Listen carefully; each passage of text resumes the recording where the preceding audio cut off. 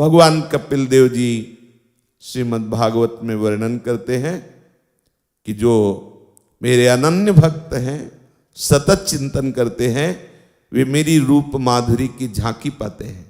झांकी नहीं, साक्षात दर्शन करते हैं। दर्शन ही नहीं, वो हमसे संभाषण भी करते हैं, हमारे साथ खेलते भी हैं। स्वयं प्रभु के वचन हैं। ऐसी कभी भावना का आदर मत करना कि अरे वो प्रभु तो अन्य युगों में दर्शन देते थे, कलयुग में बिल्कुल नहीं। गुरु कृपा से शुरू से इस बात पर कभी हमारा तनिक भी आदर भाव नहीं रहा कि भगवान का मिलना कठिन है, कभी नहीं। मेरे प्रभु हैं, कैसे नहीं मिलेंगे। बस मिलन की चाह होना कठिन है, क्योंकि विषय चाह प्रभु के मिलन की चाह को जगने नहीं देती। यद्यपि हम अनंत जन्मों से उन्हीं को खोज रहे, पर भूल में हैं। खोज उन्हीं को रहे, क्योंकि आज तक मुझे विश्राम नहीं मिला, तृप्ति नहीं मिली। जहां देखो वहां मन दौड़ के जाता है, फिर उदास हो जाता है। अगर वही चाहिए था तो उदास क्यों हो गया? अर्थात वो नहीं चाहिए। क्या चाहिए यही निर्णय नहीं कर पा रहा। सबको प्रभु चाहिए, सबको चिदानंद अविनाशी निरंतर सानिध्य सुख चाहिए, जो कभी एक क्षण के लिए दुख में परिणित ना हो, ऐसा सुख। और वो केवल प्रभु का नाम रूप लीला धाम है। आत्यंतिक सुख, जहां पूर्ण दुख की निवृत्ति, किंचन मात्र दुख नहीं, महासुख।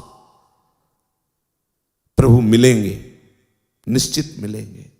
मिलने के लिए ही उन्होंने बानक बनाया है। ये जो बानक बना है अपने जीवन में, ये प्रभु मिलने के लिए ही है। हे करुणा निधान, आपसे विनय है कि आपने जो दर्शन की आस रूपी बेली प्रकट की, तो साक्षात दर्शन रूपी फल भी आप इसमें लगाइए। इस आस बेली को सींचते रहना, कहीं सूखने न पावे। सूखने की भी संभावना है। कुसंग के ताप से ये भगवत दर्शन की आस की बेली सूख सकती है, और सत्संग के जल से सींचने पर ये बहुत पल्लवित होगी, पुष्पित होगी, और इसमें फल भी लगेगा। आप अपने आस की बेली को पुष्ट कीजिए, सत्संग के द्वारा सींचते रहिए, सत्संग के जल से सींचते रहिए, साधु समागम की बाढ़ के अंतर्गत रहिए। कहीं कुसंग रूपी माया रूपी बकरी आकर तुम्हारी इस बेली को चर न जाए।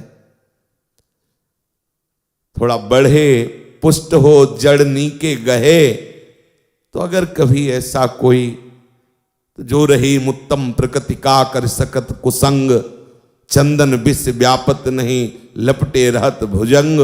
पर इस बेल की जड़ गहराई से जाए, अर्थात हमारी निष्ठा दृढ़ होती चली जाए, भगवदाकार वृत्ति होती चली जाए। कभी कुसंग भी हो जाए तो कोई फर्क नहीं पड़ता, वो कुसंग कुछ नहीं बिगाड़ सकता, क्योंकि कुसंग का प्रभाव मन पे पड़ता है, और मन तो भगवदाकार हो रहा है, क्या करेगा कुसंग। पर ऐसी बेली दृढ़ करने के लिए सत्संग से सींचते रहिए, साधु समागम की बाढ़ में रहिए। जो प्रायः नियम दिया जाता है, आपने बाहर नहीं जाओगे, आप किसी से मिलोगे नहीं, आपको लगता है बंधन में डाल दिया गया। नहीं, बंधन मुक्त करने के लिए ये व्यवस्था है। अभी नई बेली अंकुरित हो रही है, माया रूपी बकरी चर जाए।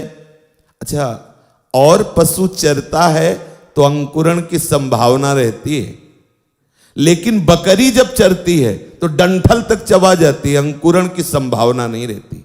ये माया बकरी यदि अपने आप में आ जाए तो फिर अंकुरण की संभावना नहीं रहती, पूर्ण हृदय को मलिन कर देती, विपरीत भावना से भर देती है।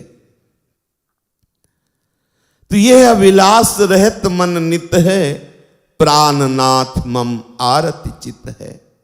प्रभु नित्य प्रति इस अभिलाषा की वृद्धि होती जा रही है कि बस आपका सानिध्य पाऊं, आपके से चरणों का दर्शन पाऊं। प्रभु आप सामर्थ्यवान हैं, मैं असमर्थ हूं, अत्यंत असहाय हूं। आशा तो बहुत ऊंची है, जैसे खरीदना 9 लखा हार चाहते हैं पर हमारी जेब में एक कौड़ी भी नहीं, एक सिक्का भी नहीं। ऐसे हमारी चाह तो है बहुत बड़ी, लेकिन हमारे पास कोई सामर्थ्य नहीं है कि हम उस चाह को पूर्ण कर सके।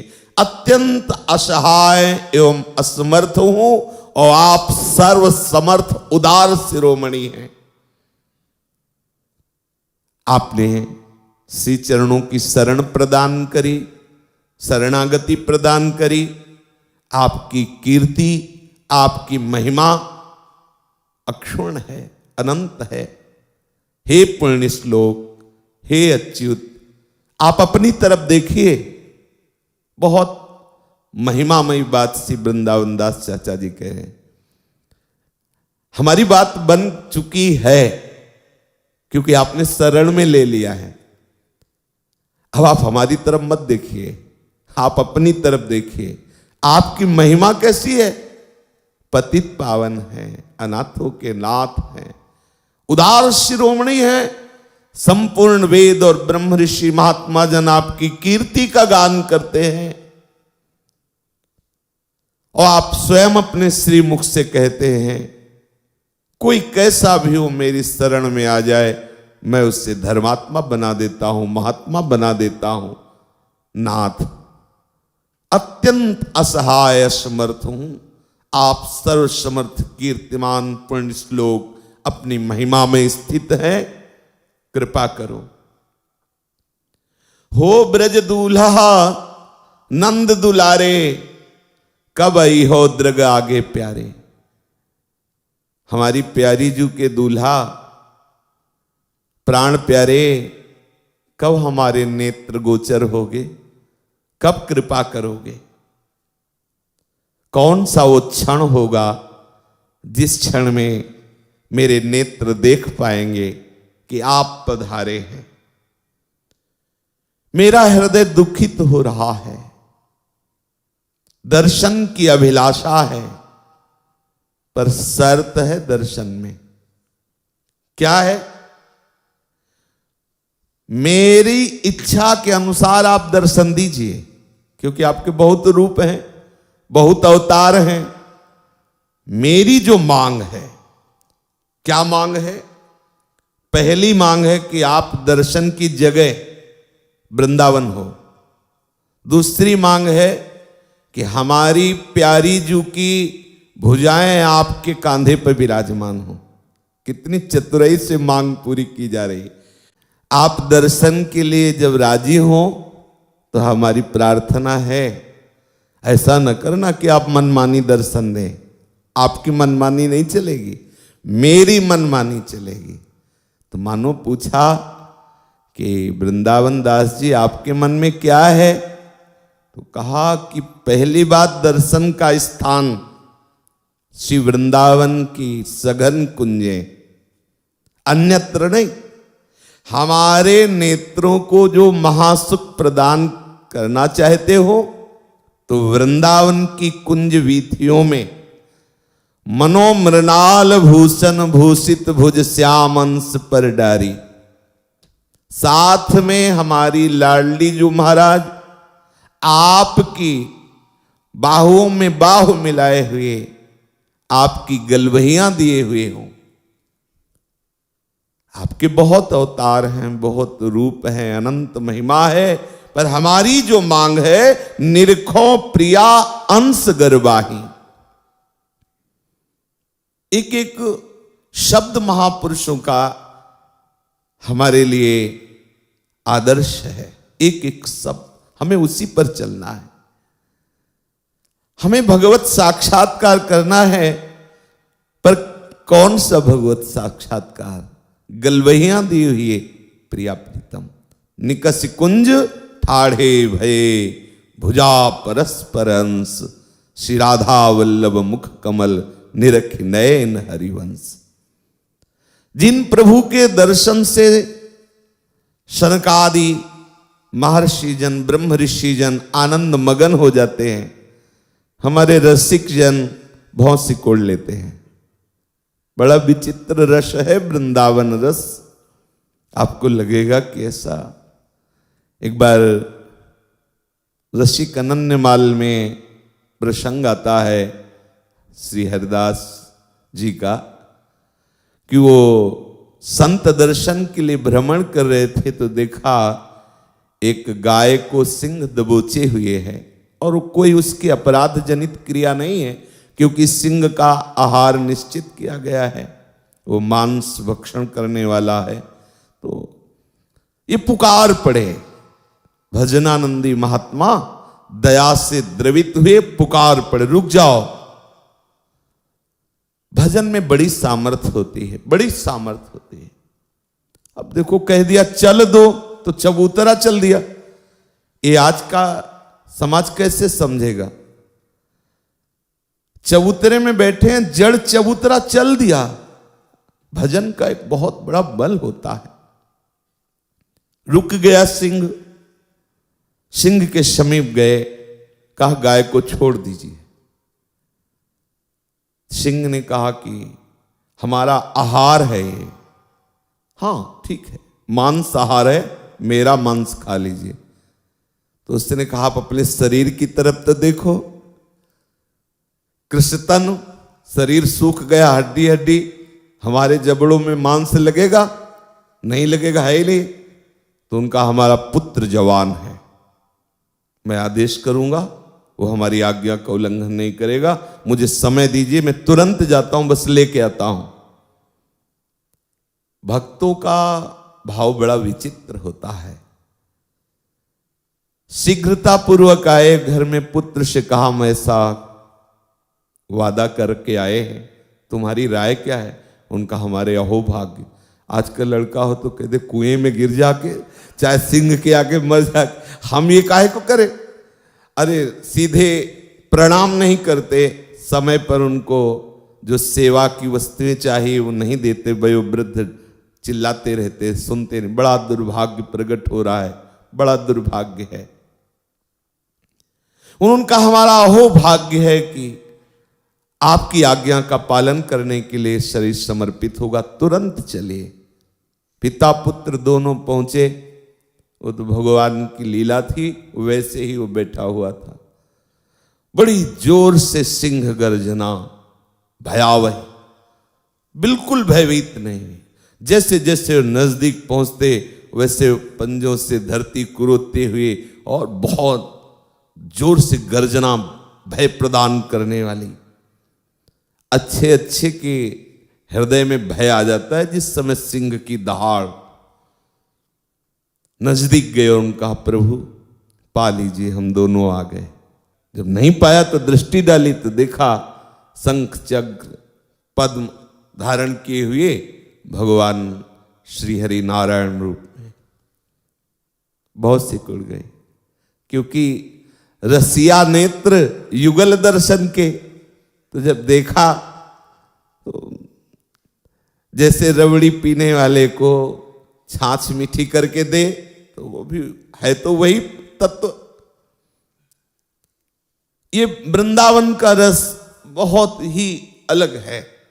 वो कोई बिरला ही रजोप से भी जान सकता है, नहीं तो लगेगा हरि को छाछ कह रहे हैं नारायण को, और वृंदावन के कौन से ठाकुर जिनको रबड़ी कह रहे हैं। आप समझिए, हमारे युगल सरकार जब वृंदावन की कुंजों में बेहरण करते हैं, परस्पर कपोल से कपोल मिला करके एक दूसरे के पान चबाए हुए जब अर्पित करते हैं, तो ये देख करके नारायण ललचाते हैं। शिव श्रीपति यद्यपि ललचाही। अब समझ लीजिए कि आप ललचाही क्यों हैं। ये रस ऐसा है, जब आपको परिचय मिलेगा। अगर कोई तत्व ज्ञानी है ज्ञेय तत्व का ज्ञाता है लेकिन ध्येय तत्व का रसिक नहीं है, तो कहेगा कि नारायण और हरि में अंतर क्या है, परब्रह्म परमात्मा तत्व श्री कृष्ण में अंतर क्या है। ज्ञेय तत्व में तो अंतर नहीं है, पर ध्येय तत्व ऐसा है कि ज्ञेय तत्व को सिद्ध किए हुए मधुसूदन सरस्वती आदि बड़े बड़े, जनक जी आदि, सुखदेव आदि बड़े बड़े महापुरुष भी कहे पड़े कृष्णात् किमपि परम तत्व महम न जाने। किमपि, मैं श्री कृष्ण से भी और कोई बड़ा तत्व है ये मैं नहीं जानता। ये ध्येय तत्व का परिचय रसिकों से प्राप्त होता है। माना कि ज्ञेय तत्व में आप सिद्ध हैं, पर ध्येय तत्व का रस जब तक आप रसिकों का संग नहीं हुआ तब तक नहीं पा, और ये ध्येय तत्व के रस का विषय है। श्री हरि नारायण भगवान बोले तुम क्या चाहते हो? तो बोले प्रभु मुझे ये संशय नहीं कि आप नहीं हो, आप ही हो, क्योंकि मेरे प्राण प्यारे आपका ही सारा वैभव ले, लेकिन मेरे नेत्रों की बान पड़ गई है। जब तक प्रियाजू नहीं तब तक नेत्रों को संतुष्टता नहीं हो सकती। तत्काल देखा, क्योंकि भाई तत्व तो वही है, तत्व में अंतर थोड़ी है, और वही लीला के लिए, निष्ठा के लिए, उनके प्रेम के रसास्वादन के लिए लीला कर रहे थे। तत्काल देखा गलवैयां दिए हुए युगल सरकार प्रणाम किया। गोस्वामी श्री तुलसीदास जी जो कह रहे हैं जड़ चेतन जग जीव जत सकल राम में जान, वही जब वृंदावन आते हैं और जगह जगह गलवैया दिए हुए प्रिया प्रीतम, तो कहते महाराज मैं मानता हूं कि आप मेरे ही प्रभु हैं, लेकिन एक बार साष्टांग दंडवत करने के लिए मुझे सियाराम रूप चाहिए। देखो नेत्रों की बान पड़ गई है, बंसी वाले की नहीं, धनुष वाले की देख लेगी। क्या करोगे, करोगे क्या? नेत्रों की बान पड़ गई है।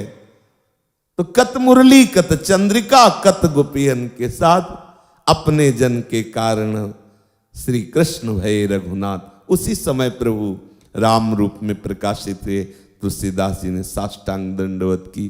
क्या जानते नहीं?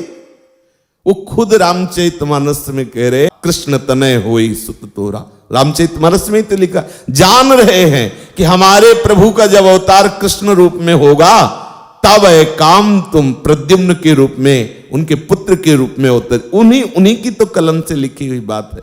क्या वो जान नहीं रहे? परम तत्व बोध प्राप्त महापुरुष, लेकिन केवल ज्ञेय तत्व के ही ज्ञाता नहीं, वो ध्येय तत्व के रसिक भी हैं। प्रायः ज्ञेय तत्व तक पहुंचना कठिन है, पर पहुंचे हुए मिल सकते हैं, पर ध्येय तत्व के रसिक मिलना कठिन है।